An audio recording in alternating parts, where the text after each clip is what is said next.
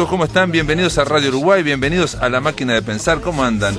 Espero que anden bien porque vamos a seguir en esta semana, una semana que viene.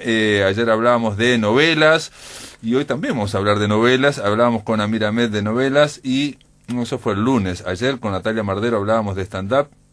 Y con Tiago Roca y Ricardo Boglione hablábamos de la mesa que está en este momento en el Museo Figari en torno a este caricaturista que yo no conocía, sorprendente, un maragato, que se llama Dardo Salguero y realmente de la Janti, o de la Janti, es algo muy interesante.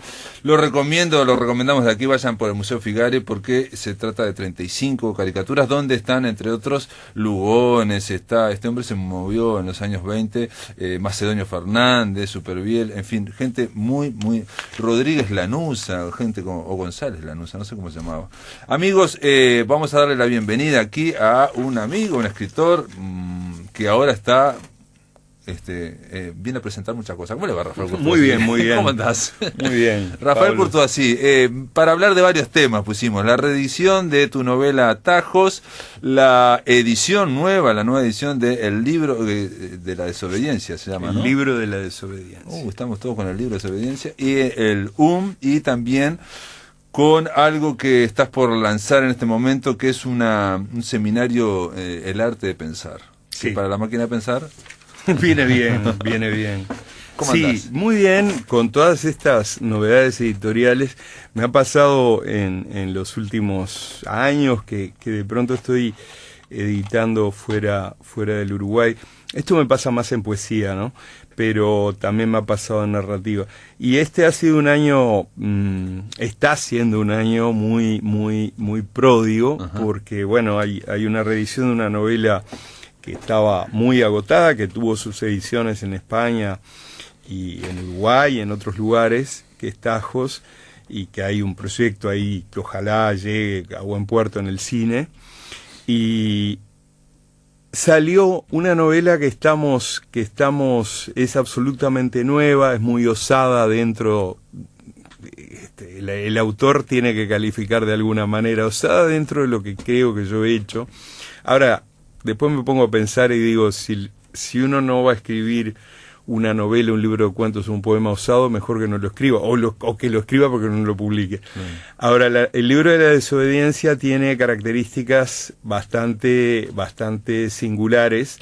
Es una novela absolutamente inédita, es una apuesta que está haciendo Editorial y que a mí me da mucha satisfacción porque es ese libro que tiene que ver con la receta más vieja, pero que es la más difícil para todo escritor: que haya aventura, que haya erotismo y que haya humor. Una novela japonesa. Una novela japonesa, una novela que ocurre en un Japón imaginario.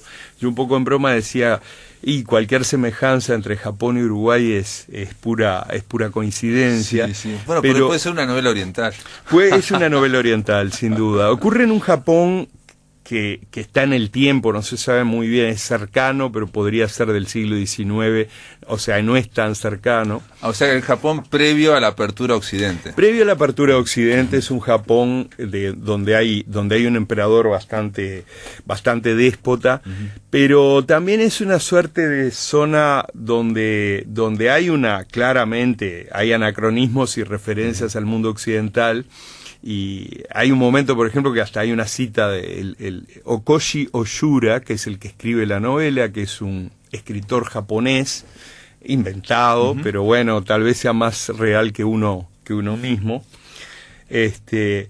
Va haciendo por encargo dos cosas: el libro de los monstruos naturales del Japón, eso por encargo del emperador. Viene a ser como, si un presidente del Uruguay o un ministro te encarga Uruguay Natural.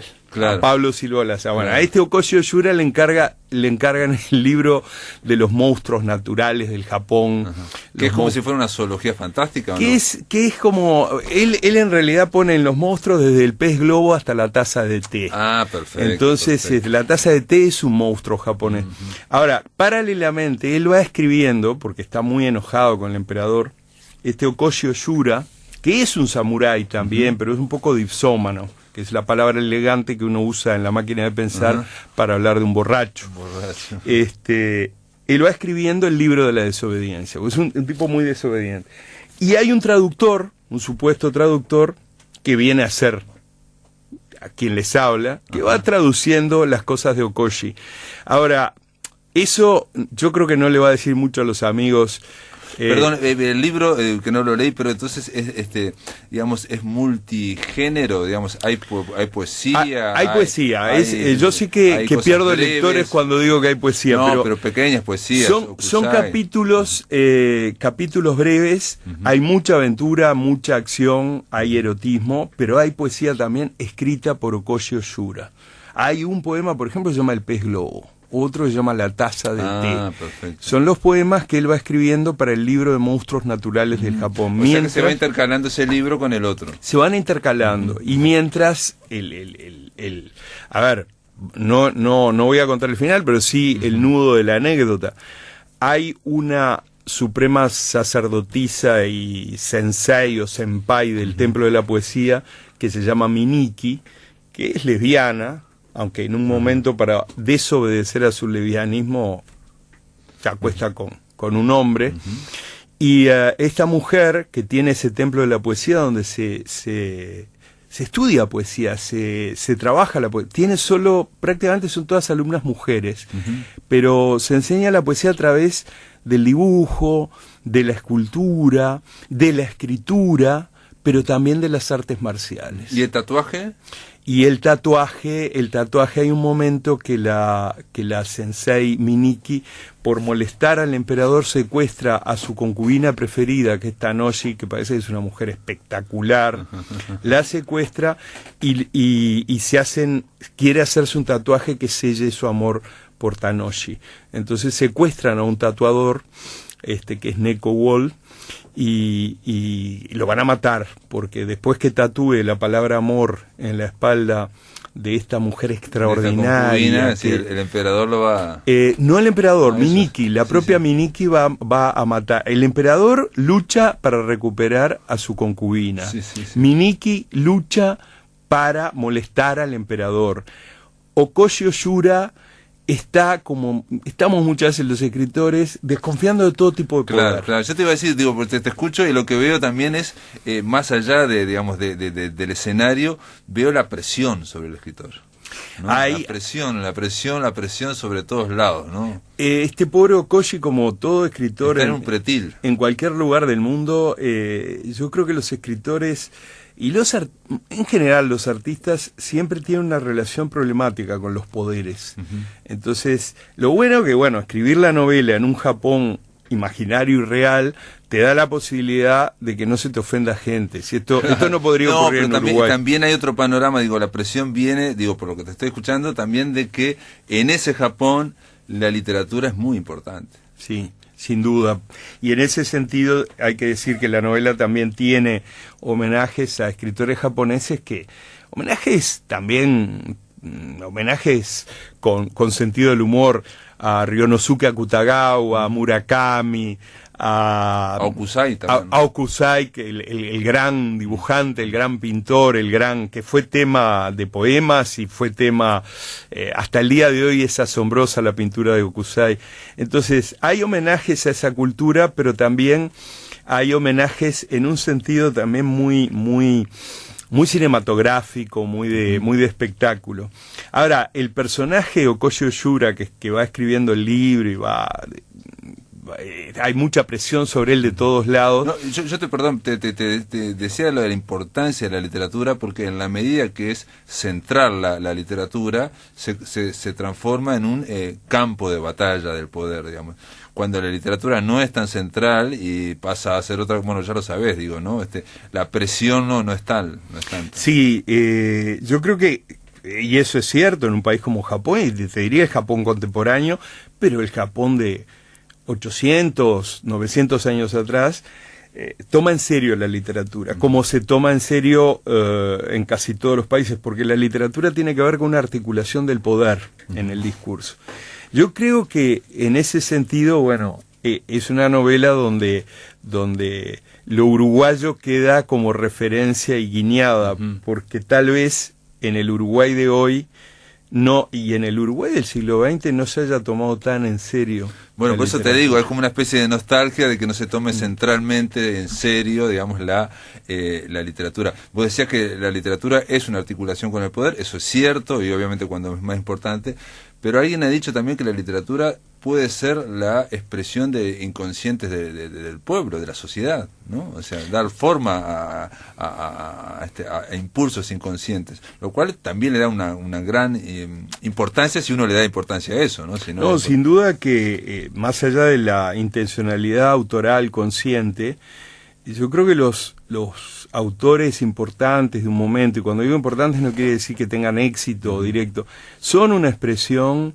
colectiva, claro, más allá de la originalidad, y entonces esa expresión colectiva es temida siempre. Y en Uruguay también es temida, ojo, lo que pasa es que el Uruguay tiene la manera, y la ha tenido muchas veces, de exorcizar ese temor por la ignorancia. Por la ignorancia, por el famoso ninguneo y no nunca frontalmente. Ahora, esto, digamos, ¿cómo, te pregunto, la génesis de la novela, cómo fue eso? Rafael Courtoisí quiso tomarse unas vacaciones de Uruguay, quiso ir a imaginar un Japón donde fuera importante y centrarla, ¿no? Y donde imaginarse una aventura, ¿no? Porque ahí el escritor realmente se juega la vida, ¿no? Cuando es algo importantísimo, ¿no? Mira, fue un poco, sí, tomarse unas vacaciones de ciertas narrativas, de ciertas... mi anterior novela, la novela del cuerpo, sí, era un juego con un tema muy ensayístico, pero muy humorístico y muy cinematográfico también. Pero bueno, podía... Y estaba el fútbol, también estaba Suárez. Estaba Suárez, estaba... Se mencionaba Forlán, pero sobre todo se analizaba Suárez. Suárez que piensa con los pies, sí, pensar con los pies, que es una expresión, me preguntaba, ay, qué original. No, es una expresión, es una expresión italiana, pensar con los pies, que es un modo de pensar extraordinario cuando tenemos un tipo como Suárez. A veces cuando, claro, si tenemos un tipo que piensa con los pies en una, y no quiero levantar problemas con esto, pero en una intendencia o en un gobierno, en un puesto, es problemático.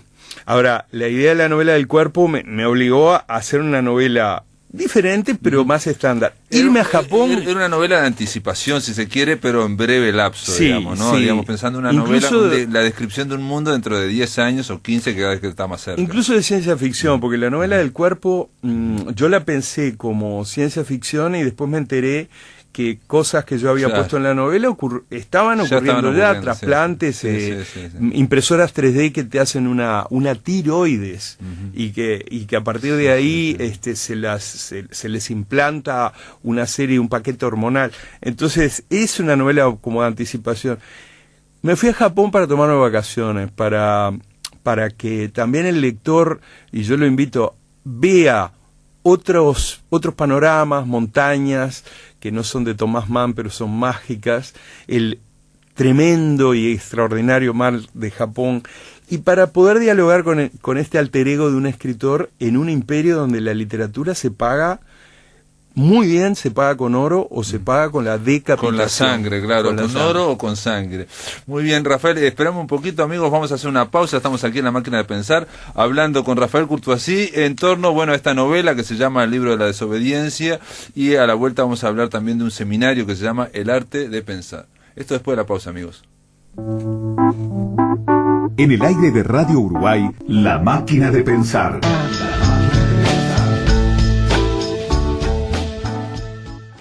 Seguimos con Rafael Courtoisí aquí conversando en La Máquina de Pensar. Hablamos ya de El libro de la desobediencia, una novela que salió hace muy poco, editada por está en librerías, y que es una novela japonesa, la novela japonesa de Courtoisí. Sí, así se puede decir. Así, sí. Pero ahora pasamos a algo un poco más cercano y también global, que es este seminario que yo te comentaba, qué lugar tan bueno para hablar de eso, que es La Máquina de Pensar, que es el arte de pensar. De alguna manera te rindo tributo, Pablo. Humilde.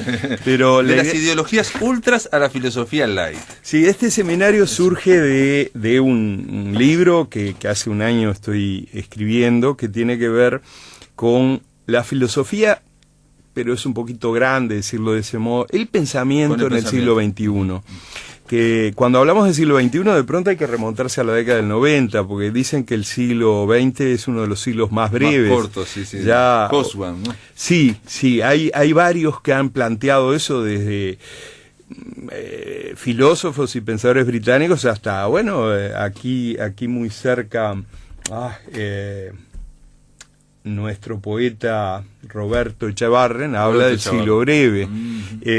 Entonces, en ese sentido, el siglo XX es un siglo corto y tal vez el XXI ya está, de algún modo, como siempre pasa en la humanidad, porque son convenciones, pero está prefigurándose en la década de los 90 con la idea de la posmodernidad, que después pasa a ser modernidad tardía y que en términos de Zygmunt Bauman, y yo me quedo con esa calificación porque es la más amplia y la más cómoda para pensar, es la modernidad líquida. Entonces este seminario... Alguien hablaba también de la postmodernidad después de lo del 2001, de las Torres Gemelas, la crisis global y sobre todo el auge, que es lo que está cambiando todo, de Internet también, ¿no? Sin duda, los medios masivos de comunicación, pero cuando uno habla de los medios masivos, habla de un sinnúmero de posibilidades, pero en especial Internet y cómo se han transformado por Internet otros medios de comunicación. Perdón, tenemos un presidente en Estados Unidos que es una cosa inédita, que fue contra los medios de comunicación establecidos y contra el aparato republicano político y se apoyó básicamente, digamos, en lo que sea Internet, Twitter, toda esa historia y bueno, no digo que sea solamente por eso, pero digo, lo que era una verdad hasta los 90, que vos no puedes ir contra los medios grandes, ahora aparentemente... Él, yo creo que estuvo muy bien asesorado, eso se dice. Yo, al inicio de este año, de este 2017 tan prolífico, estuve en Ohio, en Cincinnati, dando un seminario que afortunadamente era de poesía y no de política, pero pude conocer y saber unas cuantas cosas. Fue un seminario breve, pero unas cuantas cosas del tema Trump. Y Trump no va contra los medios de comunicación en general, va contra los medios en términos que nosotros entendemos los grandes, el poder de los medios, el poder de la televisión, el poder de las cadenas. CNN. Va contra eso valiéndose de lo que Michel Foucault, por supuesto que Trump no debe ni haber escuchado de Foucault, pero habla de micropoderes. Entonces trabaja con Twitter, trabaja con las redes de comunicación alternativas, e incluso hace un juego muy interesante, hace que esos medios, los grandes medios tradicionales, los que la segunda mitad del siglo XX consagraban o te defenestraban como político, claro, sí, políticamente, hace que se hagan eco del juego de Trump. Sí, eso es interesantísimo y es una de las cosas que vamos a mencionar dentro de este seminario El Arte de Pensar. Yo quiero aclarar que no es un taller, que es un seminario dictado con ciertos temas que por supuesto va a tener zonas de debate. Y la idea no es tampoco predicar una suerte de ideología endurecida, justamente es plantear que estamos viviendo no el pasaje de las ideologías ultra a la filosofía light o de la filosofía light a una neo maximalidad en la ideología. Estamos viviendo una convivencia de ideologías ultra endurecidas, esquematizadas, con una filosofía light. O sea, de algún modo la filosofía light también propicia las ideologías ultra. Claro, la debilidad del pensamiento. La debilidad del pensamiento. Y eso es sí una característica del pensamiento del siglo XXI. Ahora, la idea, cuando uno... Perdón, la de pensar, digo, para que cuando decimos quiero poner un ejemplo, la debilidad del pensamiento es pensar en titulares. Si todo lo tenemos que pensar en 140, si todos tenemos, los argentinos en Argentina son extraordinarios para titular, ¿no? Si te tiro 3 titulares y mientras vos estás desglosando uno de esos 3, un cuarto, un quinto, un sexto, parece que estamos pensando mucho y parece que estamos diciendo mucho. Pero sin duda, en la era del Twitter, si vos sos capaz de armar aforismos de no más de 140 caracteres y que sean efectistas, que tengan que ver con eso que se llama la posverdad y no tanto la verdad, que sean efectistas en un sentido poético también. Como Oscar Wilde, digamos. Como Oscar Wilde. Si Oscar Wilde tuviera Twitter, pero igual no lo haría tan rápido. No lo haría tan rápido. Ahora, claro, Oscar Wilde, estamos en la era del aforismo y por ejemplo, ahora te cito uno de Wilde. Wilde sabemos que bueno, tenía una opción homoerótica, homosexual, y fíjate, un aforismo, un dicho de él que sería muy bien y mal recibido en Twitter hoy. Dice, el amor es un sacramento, es algo sagrado, y por lo tanto hay que recibirlo de rodillas. Fíjate, eso dicho por un homosexual. Eso hoy en Twitter haría temblar, claro. y hoy estarían, y Facebook estaría, las redes sociales en general estarían debatiendo sobre eso, en pro, en contra, el tema de la discriminación. Ahora, sin duda lo aforístico no es un invento de esta posmodernidad o modernidad tardía. Yo pienso, por ejemplo, en Antonio Porquia, el gran poeta y de algún modo filósofo argentino. Estamos hablando es un pensador, de aforismos de Nietzsche, o sea, es un pensador. Ahora, estamos en el momento donde yo puedo hacer llegar un aforismo a miles y miles de personas. Es decir, hay micropoderes a través de las redes que explican también la coexistencia de una filosofía light, efectista, con una ideología ultra, maximalista. Entonces, hay una especie de polarización que evita la reflexión. La idea de este seminario es reflexionar un poco a la vieja usanza. Evita una palabra que Unamuno, por ejemplo, la reivindicaba, que era, yo sé que lo que estoy diciendo es discutible, y eso es lo bueno. Y eso es lo bueno. No, que sea discutible, ¿no? Que se pueda debatir, que se puedan confrontar ideas. Vos sabés que de pronto cuando uno ve, tal vez no tanto en Facebook, hay que hacer una diferenciación en las distintas redes, y también hay que tener una conciencia de, estamos en el 2017, en la segunda, ya por terminar la segunda década del siglo XXI, y lo que es Facebook ya es viejo, ya es una tradición. Twitter ya es una tradición. Las redes que van a venir, las posibilidades que van a venir. No, aparte estoy pensando en tu novela del cuerpo. Si hubieras escrito, ¿no?, en tu novela del cuerpo, que por 4 palabras escritas en tiza, en un pizarrón, se iba a armar una tormenta. Me hubiera dicho, no, se está exagerando, eso va a pasar en otro lugar, en Uruguay jamás va a ocurrir. No dogs or Mexican allowed, o sea, ni perros ni mexicanos. Eso en una pizarra, puesto en un contexto claramente humorístico, pero porque la propia pizarra hablaba de quesadillas, tacos, o sea, se vendía comida mexicana. Hacer una lectura de contexto es leer ni siquiera el entorno de ese contexto. Pero yo creo, más allá de una lectura literal, y que que haya gente que se haya enojado, y que hay leyes contra la discriminación, yo entiendo, y que hay que aplicarla, en fin, toda esa historia, pero estamos hablando de un pizarrón con una tiza. O sea, vos podés decirte, mirá, borrá eso y ya está, ¿no? Sin duda. No estamos hablando de una palabra. Ahora, fíjate que la reacción fue inmediata, en el sentido de no ir hacia el interior no estoy juzgando, y no estoy, porque no me toca a mí ponerme de un lado o de otro, pero no fue ir al interior del café, increpar al dueño, borrarlo, tacharlo en la pizarra, fue ir a las redes, fue recurrir a las redes, lo cual amplificó enormemente para todos los lados. Yo pensaba hoy, si pusiéramos una pizarra virtual, y esto es un poquito los ejercicios de humor que vamos a hacer en el arte de pensar, porque quiero decirle a los amigos, no vayan a considerar que es un seminario reflexivo y aburrido como una cátedra de conferencia sin Baferreira. Con Baferreira es muy divertida, no me comparo con Baferreira, pero yo pensaba hoy, ¿qué pasa si en una pizarra del Solís ponemos no pop or Fata Delgado allowed? O sea, no ni pop, ni popcorn, ni Fata Delgado es permitido aquí. Lo decía con humor y lo posteé en Facebook a propósito de un juego con esa frase brevísima de esa pizarra. Y lo dije porque de alguna manera yo creo que, por ejemplo, el tema de la discriminación se ha trabajado desde ideologías ultra y una red de filosofía y de entender la sabiduría, el episteme, el conocimiento, que es muy light, es muy de superficies. Entonces la idea justamente de este seminario El Arte de Pensar es, bueno, ok, estamos en ese mundo de pensar en superficies y light, con levedad.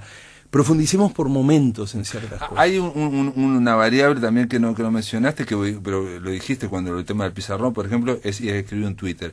El tema es que McLuhan lo dijo en los años 50, el medio es el mensaje, la idea de que importa más hacer un tweet rápido o retuitear o postear algo que no, entonces yo tengo que pensar rápido, tengo que escribirlo rápido. Entonces el medio es el mensaje, ya no importa tanto lo que estoy tuiteando, sino que lo sigan 10.000 o 2.000, ¿no? Lo retuiteen 660, en fin. Entonces te va condicionando, el medio va condicionando el mensaje, la forma va condicionando, y por eso te digo que ahí entra de una manera lateral pero muy interesante el efecto poético, es decir, los buenos hacedores de aforismos, claro, que tienen un entrenamiento en poesía y en la síntesis poética, no estamos hablando de los poetas de larguísimo aliento, sino de esos poetas sintéticos, pueden dotar al tuit de una verdad emocional, que es una posverdad, no es una verdad fáctica. O sea, en la medida que sos ingenioso en el tuit o que sos ingenioso en un porque posteo, es vertiginoso, digamos, la escritura, es rapidísima. Es digamos. maravilloso. Me acuerdo que, digamos, que digo, Oscar Wilde no podría escribir tan rápido. No podría. Y obviamente. seguramente, a ver, esto es una especulación. No sé. De pronto sí, de pronto se escandalizaría. Yo creo que alguien que intuyó mucho antes de las redes sociales, pero intuyó esta rapidez y lo hacía jugando y lo hacía desde la posverdad y desde la emocionalidad y diciendo disparates, que hasta le costaron el Nobel, era Jorge Luis Borges. Jorge Luis Borges era rapidísimo. Yo tengo entre las muchas cosas que se publicaron, un Borges oral, donde vos ves que el tipo es capaz de contradecirse enormemente. Sería un gran tuitero, tendría que dictar porque era ciego, pero bueno, en este momento justamente los medios de comunicación te permiten, y los dispositivos electrónicos te permiten, más allá de que no tengas el sentido de la vista, te permiten tuitear. Integran, en ese sentido. De todas formas, Borges, digamos, tenía una profundidad de pensamiento en esas frases que era, digamos, era sorprendente. Pero tenía ese humor que decía cualquier disparate. Por ejemplo, decía que el tango antes de Gardel era bárbaro y con Gardel vino la decadencia. Sí. Bueno, Rafael Courtoisí, simplemente para resumir, si a alguien le interesa hacer el seminario El arte de pensar, de las ideologías ultras a la filosofía light, ¿cuánto dura? ¿Va a ser durante mayo? Va a ser durante los 4 jueves de mayo, dos horas cada jueves, un poquito más de 2 horas. O sea que es una vez por semana, 2 horas y media. Por ahí. Una vez por semana donde vamos a dar tarea claro, de lecturas también, sí. Lecturas a través justamente de internet, no vamos a enviar materiales, o sea, no nos da el tiempo para dar a Bauman como si fuéramos una cátedra de una universidad, pero sí podemos enviar fragmentos de Bauman por internet. Ahora, más allá de eso, también vamos a dar tareas en un sentido también de juego, va a ser un seminario lúdico. Leer Netflix como si estuviéramos tratando de buscar dónde está Shakespeare en el mundo contemporáneo. Esa es una de las tareas.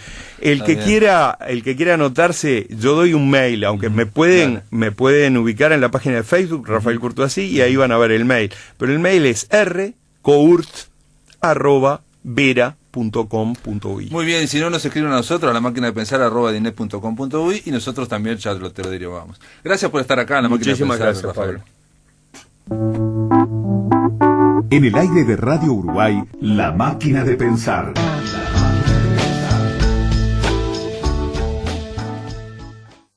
Continuamos, amigos, aquí en La Máquina de Pensar. Ahora le toca el turno a una columna que es de Mercedes Rosende, Simplemente Sangre. Ustedes saben, Mercedes estaba, ya veo que hay, Mercedes estaba, hace 15 días arrancó la columna de Mercedes Rosende en torno a la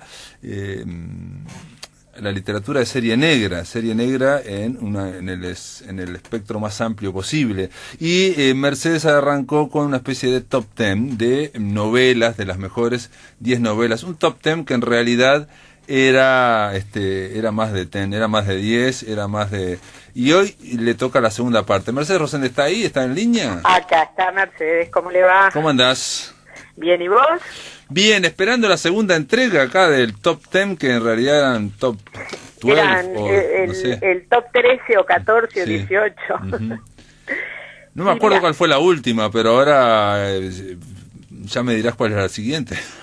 Bueno, cómo no. No, lo que me había quedado en el tintero era una especie de repaso también rápido de lo que es la novela negra latinoamericana, ¿no? O sea, de la novela negra en español.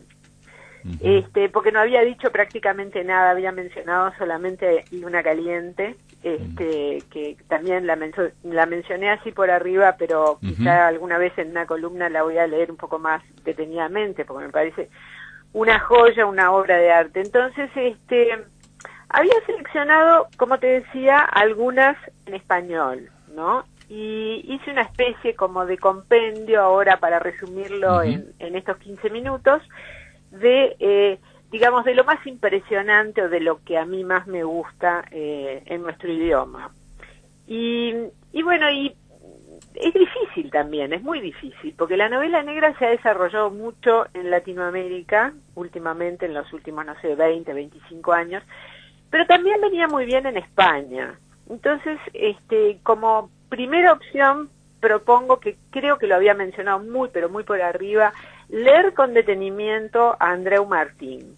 Y sobre todo, algo que yo creo que es su novela más emblemática, ¿no? Que es Prótesis. ¿Alguna vez la oíste nombrar? Porque no, Andreu Martín lo conozco de nombre al escritor, pero la verdad que no recuerdo esa novela.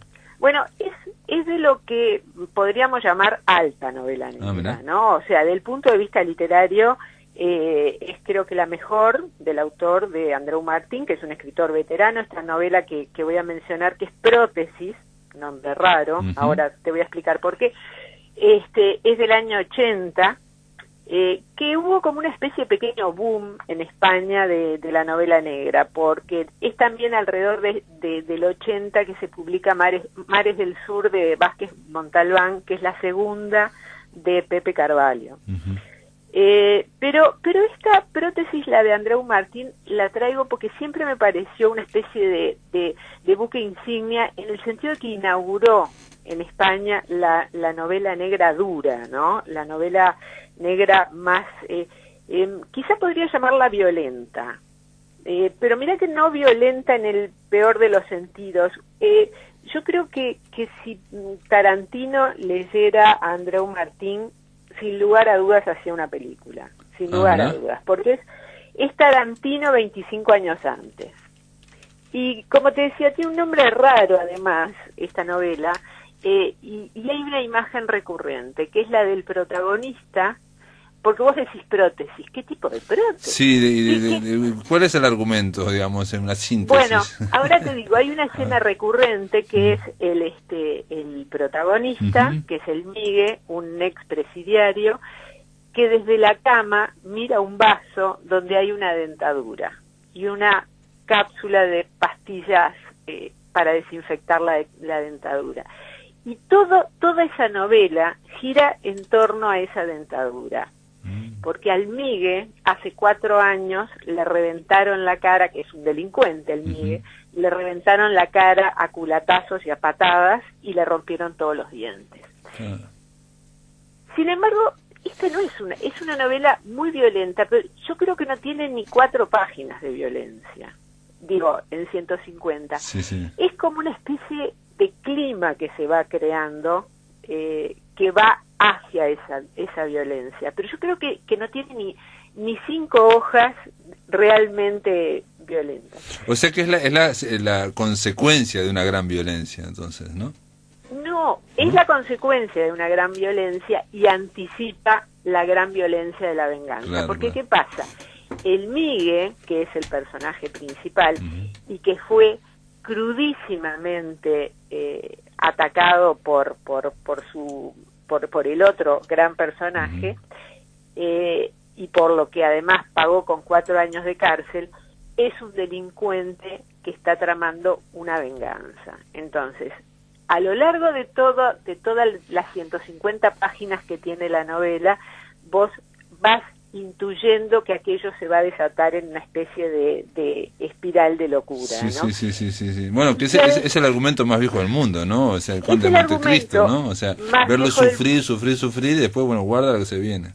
Claro, exactamente, prepara ese momento terrible que, en definitiva, por supuesto, nunca es lo que esperamos, ¿no?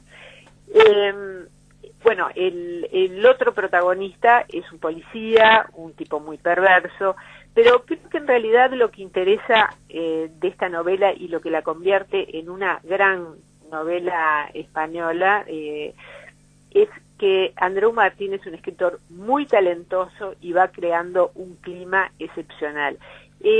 Si vos conocés cualquier barrio bajo, pero bajo, muy marginal, de cualquier ciudad del mundo, la vas a entender perfectamente, porque por más que está escrita, está ambientada en la Barcelona de la década de los 70, él describe ese malevaje que vos prácticamente lo puedes ubicar en cualquier ciudad del mundo, ¿no? O sea, es excepcional. Perfecto. Entonces, Prótesis es una novela, digamos que, bueno, debe andar a la vuelta todavía, ¿o no? Porque debe ser difícil. Estamos pero hablando, por supuesto, es un clásico. Tiene muchos años. Prótesis, por más que tiene muchísimos años, Prótesis es un clásico. Además, Andreu Martín siguió escribiendo mucho.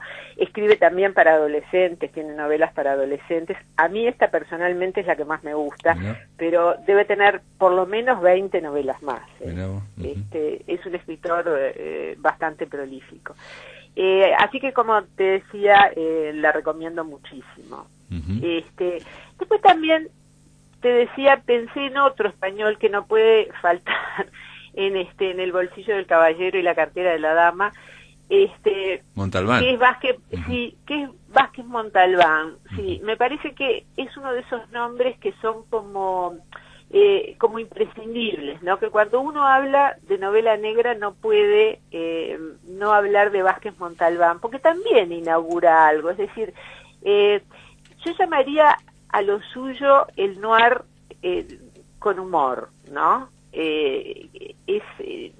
No porque no haya otros que lo tengan, pero me parece que Vázquez Montalbán hasta el día de hoy lees una de sus novelas, que algunas han envejecido mejor y otras peor, pero nunca dejas de sonreír frente al personaje de Pepe Carvalho. Sí, siempre tiene un tinte de un poco de parodia o de autoironía, digamos, ¿no?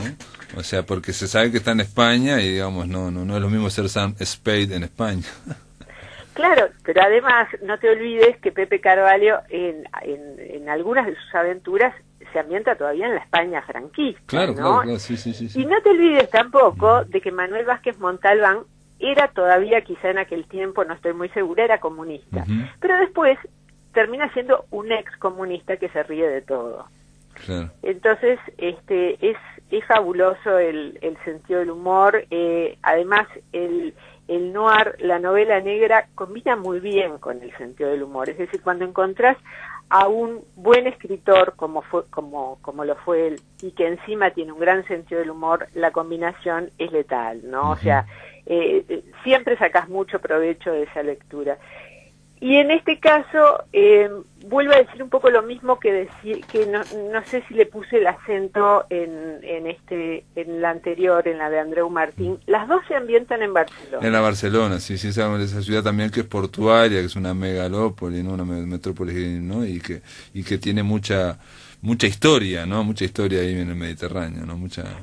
Pero además de todo eso, hay otra cosa que me parece muy interesante, y es que uno siempre tiene la idea de que esas ciudades, la ciudad condal del primer mundo, ¿no? Que son absolutamente turísticas, y tienen unos barrios bajos. Claro. Y en este caso estoy hablando de Barcelona, que no tienen nada que envidiarle a los latinoamericanos. Claro, ¿no? como Marsella también, son esas ciudades que son, digamos, que tiene de todo, ¿no? Tiene de todo. Y tanto en la novela de Andreu Martín como en la de Vázquez Montalbán, Barcelona es casi una protagonista. Mira lo que te digo, casi una protagonista. ¿verdad? Y si la de Andreu Martín es casi exclusivamente barrio bajera, te encontrás con que acá no es tan así, porque Vázquez Montalbán tiene un personaje que, entre otras cosas, es un gourmet. Es un gourmet, Pepe Carvalho, aparte era militante comunista, pero también estuvo en la CIA, en fin, estuvo en muchos lados. Y cada tanto, en cada libro, quemaba un libro también. Hacía cocina y quemaba un libro. Y además son siempre muy simbólicas sus quemas de libros, ¿no?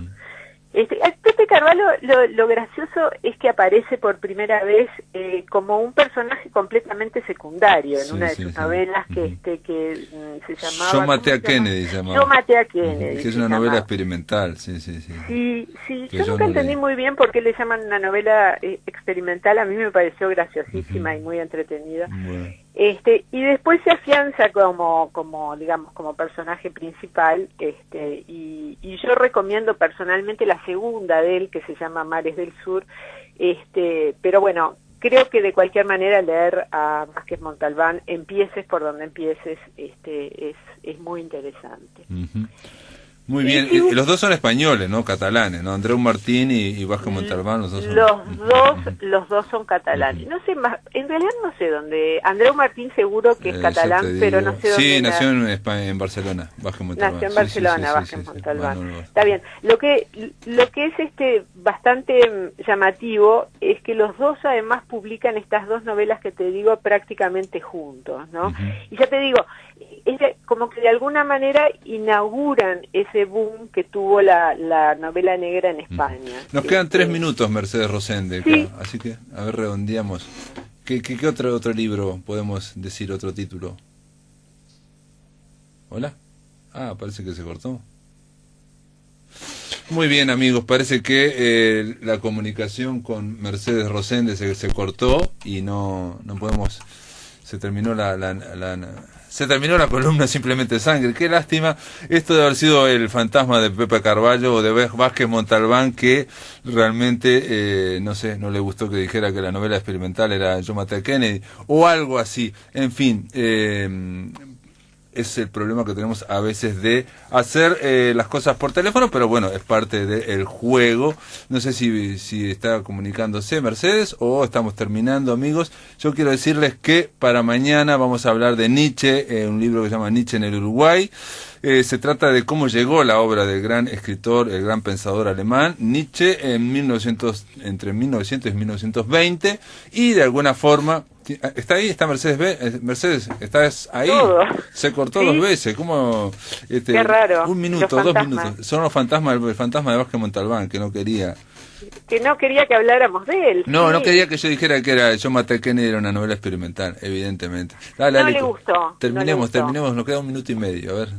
Bueno, entonces elijo Tuya, de Claudia Piñeiro, que me parece también un planteo muy interesante. Es una mujer que descubre, está contada en un tono también de humor, comparte el humor, es muy interesante desde ese punto de vista, pero me pareció genial la tapa de la versión argentina y la misma que está en Uruguay. En Uruguay son unos lápices de labios parados que no le encuentro demasiado sentido. Pero estuve mirando las tapas y la tapa en España es un corazón con un balazo en el medio. Y esta novela empieza cuando una mujer, colgando el traje de su marido, revisa el bolsillo y encuentra una esquelita de amor con un corazón dibujado con un lápiz de labios. Bueno, la cuestión es que así se desencadena, digamos, empieza esta novela de suspenso con una mujer despechada y dispuesta a todo. Esa mujer empieza a seguir a su marido, es una comedia de enredos, ¿no? Esa mujer empieza a seguir a su marido y en el parque de los jardines de Palermo, de noche, desde su auto, ve que su marido, sin querer, empuja a la que ella cree que es su amante y la mata. Bueno, con eso ya no digamos más. Con eso es un muy buen comienzo. La novela se llama Tuya, entonces. La novela se llama Tuya, es una perla rara porque es un policial negro y duro, pero contado con sentido del humor por la protagonista, por una mujer, pero es, como te digo, una novela de violencia, de engaños, de cruce de caminos, en la que nada es lo que parece. Como las buenas novelas como tiene que ser en una novela policial, que de nada es lo que parezca. Claudia Piñeiro y Tuya es la novela que estaba brindando Mercedes Rosende. Gracias por estar acá, Mercedes, en La Máquina de Pensar.